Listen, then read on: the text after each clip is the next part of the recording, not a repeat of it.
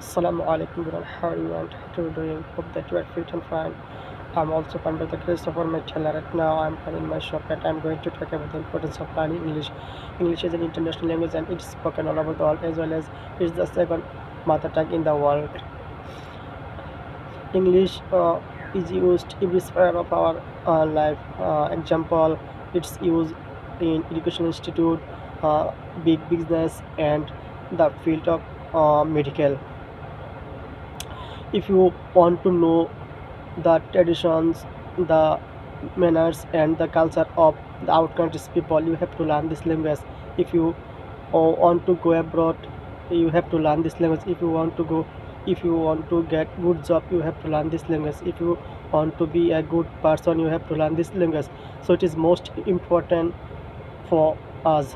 So now today pray for me so that I can improve my journey. Assalamu alaikum wa rahmatullah.